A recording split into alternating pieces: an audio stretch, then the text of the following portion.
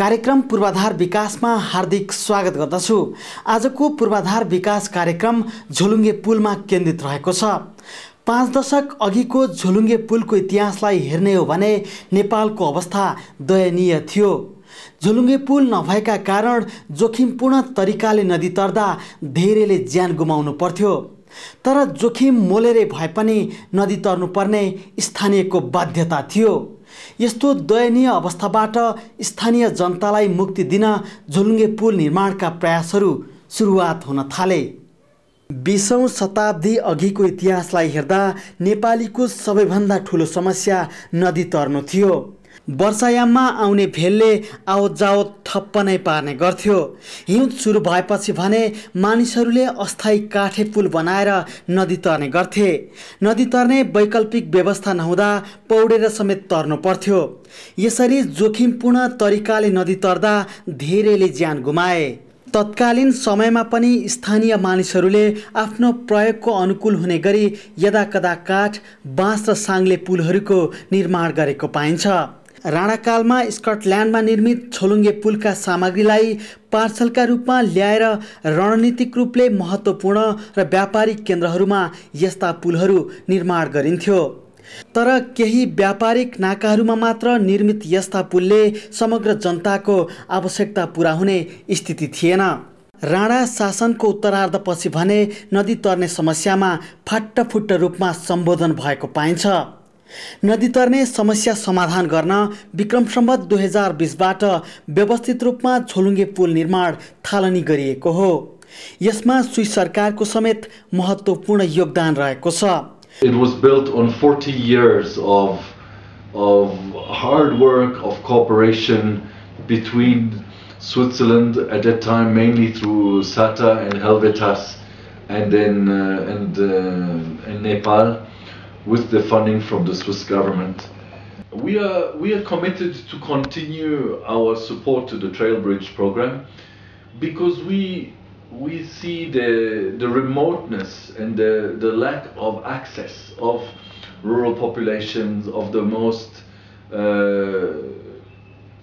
of the poorest people in this country from the service centers.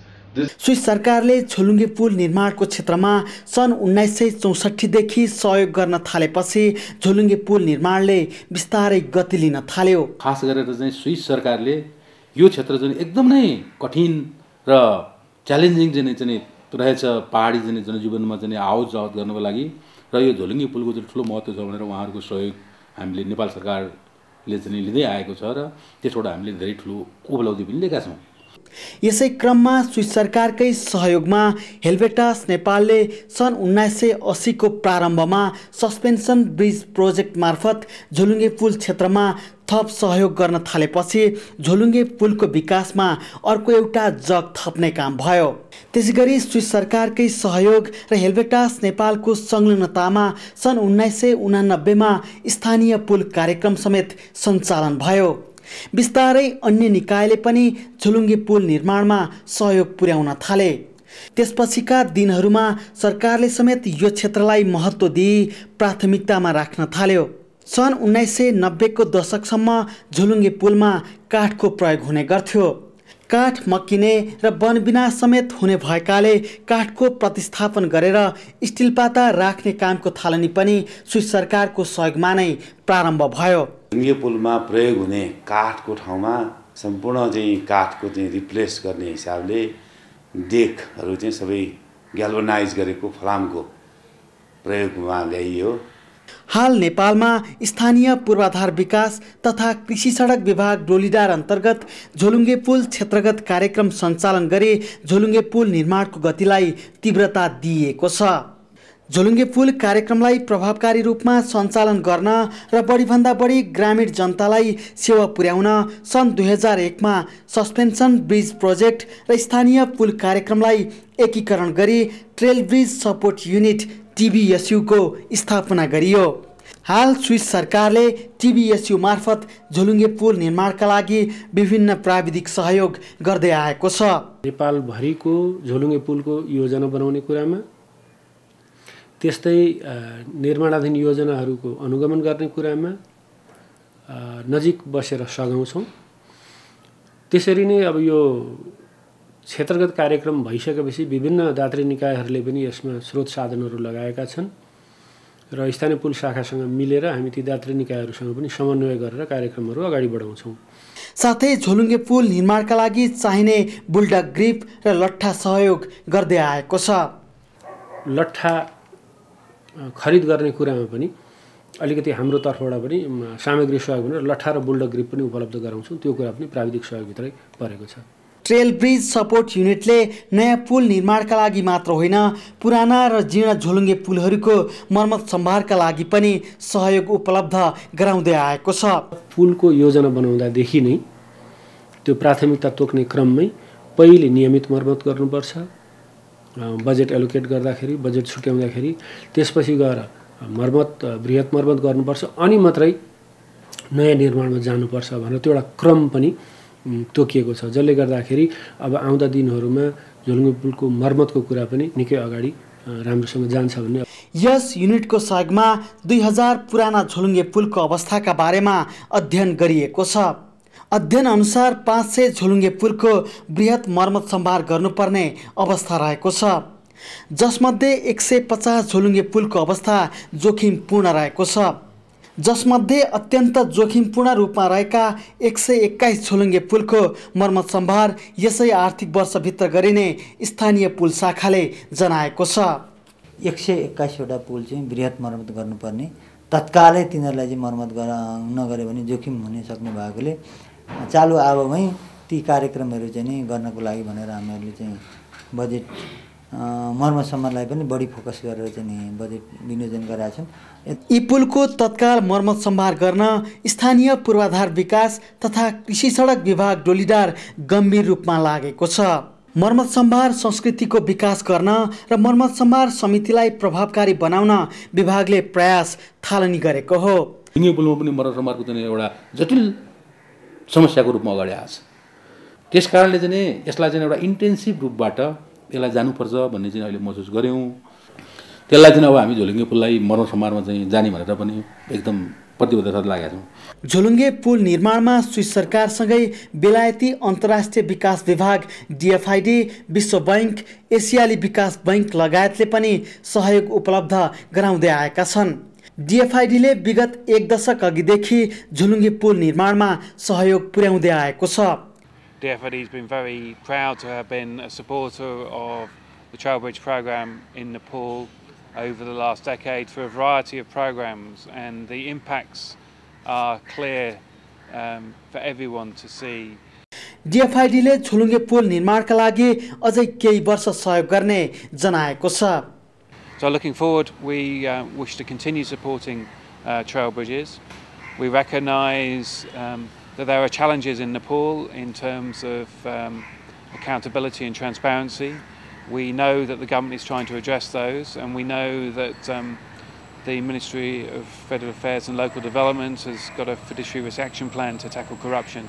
So we'll be really working hard with them to make sure that the good examples in the trail bridge section are applied right across the rural infrastructure sector. And then hopefully we can move quickly towards more of a sectoral approach, which is what we all want. But we recognise there are challenges, and right now we recognise that we need to support people and get delivery on the ground, and that's why our programme is focusing primarily in the mid and far west in the future, and that's where our support for trail bridges will be in the next 2 to 3 years. झोलुङ्गे पुल क्षेत्रगत कार्यक्रम आर्थिक वर्ष 67-68 देखि क्षेत्रगत अवधारणा अनुरूप सञ्चालन भइरहेको छ। झोलुङ्गे पुलको क्षेत्रमा पहिले सबै निकायले आफ्नै मोडालिटी र पद्धति अनुरूप काम गर्दै आएका थिए। यसरी काम गर्दा अपेक्षा अनुसारको प्रतिफल हासिल गर्न नसकेपछि झोलुङ्गे पुल निर्माणको क्षेत्रमा एकीकृत रूपमा अगाडि बढ्ने उद्देश्यले झोलुङ्गे पुल क्षेत्रगत कार्यक्रम सुरुवात गरिएको हो। यसबाट झोलुङ्गे पुल निर्माणको सङ्ख्यामा उल्लेख्य वृद्धि भएको छ। धेरै चाहिँ फाइदा चाहिँ भएको छ। त्यही फाइदाको कारणले नै तपाईको गत वर्ष चाहिँ हामीले रेकर्ड नै कायम गर्यौँ जने पुल, किनभने हामी 200-250 भन्दा सङ्ख्यामा एक वर्षमा नेपालभरि चाहिँ त्यहाँभन्दा बढी पुल बनाउन सक्ने अवस्था थिएनौँ। झोलुङ्गे पुल कार्यक्रम क्षेत्रगत रूपमा सञ्चालन भए पनि दातृ निकायबाट प्राप्त सहयोगलाई एउटै बास्केटमा राखेर कार्यक्रम सञ्चालन गर्न भने सकिएको छैन। बास्केट फन्ड प्रपरली इस्टाब्लिस भइसकेको अवस्था चाहिँ छैन र इभन नेपाल सरकारको तर्फबाट चाहिँ नि झलुङ्गे पुलमा आउने जुन बजेट छ अथवा रकम छ त्यो पनि अहिले चाहिँ बास्केट फन्ड ठ्याक्कै बास्केट फन्डबाट आइराखेको अवस्था छैन र अब डोनरहरूबाट आउने रकमहरू पनि अहिले के भनेपछि अझै पनि केही प्रोजेक्टाइज एप्रोचबाट त्यो आइराखेको छ। दाताहरूको फरक फरक पद्धतिले गर्दा एउटै बास्केटमा रकम राख्न कठिनाई भएको हो, तर झोलुङ्गे पुल निर्माणमा भने एकरूपता रहेको छ। नेपाल सरकारद्वारा स्वीकृत रणनीति, निर्देशिका, मार्गदर्शन र प्राविधिक दिग्दर्शन अनुरूप निर्माण कार्य हुने गरेको छ। ल्याउन सकेका छैन उनी पार्सियल ल्याउनु भएको छ भनेको मतलब बजेट मात्रै बास्केटिङमा आएको छैन, तर काम गर्ने मोडालिटी चाहिँ त्यही हो भनेर हाम्रो नीति रणनीतिले डिफाइन गरेर अन्तर्गत गयौँ, त्यहाँसम्मको केही हदसम्म चाहिँ आयौँ हामी र तर चाहिँ त्यसलाई पूर्ण रूपले ल्याउन सकेका छैनौँ। क्षेत्रगत कार्यक्रम अन्तर्गत गत आर्थिक वर्षमा सबैभन्दा बढी झोलुङ्गे पुल निर्माण सम्पन्न भएको थियो। 68-69मा नेपालको इतिहासमै सबैभन्दा धेरै झोलुङ्गे पुल बनेको छ। झोलुङ्गे क्षेत्रगत कार्यक्रम अन्तर्गत 325वटा पुल चाहिँ निर्माण सम्पन्न भएका छन्। चालु अवधिमा हामी 400वटा पुल बनाउने लक्ष्य लिएर हिँडिरहेका छौँ। डोलीडार माताहतको स्थानीय पुल शाखा, जिल्ला विकास समिति, दुर्गम क्षेत्र विकास समिति तथा विभिन्न दात्री निकायका संस्थाहरूले छोटा तरिको झोलुङ्गे पुल निर्माण गर्दै आएका छन् भने डोलीडार अन्तर्गतकै सस्पेन्सन ब्रिज डिभिजनले 120 मिटरभन्दा लामो तरिको एवं प्राविधिक हिसाबले चुनौतीपूर्ण झोलुङ्गे पुल निर्माण गर्दै आएको छ। झोलुङ्गे पुल ग्रामीण जीवनको अभिन्न अङ्ग बन्न पुगेको छ। 5 दशक अघिसम्म आवत जावतमा निकै शास्ति खेप्दै आएका ग्रामीण जनताले अहिले राहतको अनुभूति गर्न पाएका छन्। सरकारी तथा दात्री निकायको सामूहिक पहलबाट सुरुवात भएको झोलुङ्गे पुल निर्माणको अभियान ग्रामीण बस्तीको आर्थिक उन्नतिको माध्यम बन्न पुगेको छ। झोलुङ्गे पुलले गर्दा विद्यालय जाने विद्यार्थीहरूको सङ्ख्या बढेको छ। झोलुङ्गे पुल निर्माण भएपछि नियमित विद्यालय जाने विद्यार्थीको सङ्ख्या 26%ले वृद्धि भएको हो, जसमा महिलाको सङ्ख्या 56% छ। त्यसैगरी झोलुङ्गे पुल निर्माण भएका क्षेत्रका जनताको स्वास्थ्य स्थितिमा समेत सुधार आएको छ। झोलुङ्गे पुल निर्माण भएका कारण स्वास्थ्य संस्थामा जानेको सङ्ख्या 30%ले बढेको छ, जसमा महिलाको सङ्ख्या 63% छ। You can see by these indicators how the trail bridges are much more than just a means of transit. They are a very, very tangible contribution to health services provision and to education in this country. ग्रामीण जनतालाई सडक र बजारसम्म पहुँच पुर्याउने एकमात्र माध्यम झोलुङ्गे पुल भएकाले आर्थिक उन्नतिमा समेत यसले महत्त्वपूर्ण भूमिका निर्वाह गरेको छ। हालसम्म निर्मित झोलुङ्गे पुलबाट 10 लाख जनसङ्ख्याले प्रत्यक्ष फाइदा पाएका छन्। The trail bridges have reduced the physical isolation, they've reduced the hardship, the poverty considerably, and they've also generated employment for over 10 million people. निर्माण सम्पन्न यी झोलुङ्गे पुलबाट 1 करोड श्रम दिन बराबरको रोजगारी सृजना भएको छ। झोलुङ्गे पुल निर्माण भएपछि दैनिक रूपमा खोला तर्ने 2.5 घण्टाको बचत समयलाई उनीहरूले उत्पादनमूलक काममा लगाउन पाएका छन्। सरकारले 1 करोड 20 लाख भन्दा बढी जनतालाई सुरक्षित रूपमा आवत जावत गराउन अहिलेसम्म 5062 झोलुङ्गे पुल निर्माण सम्पन्न गरेको छ।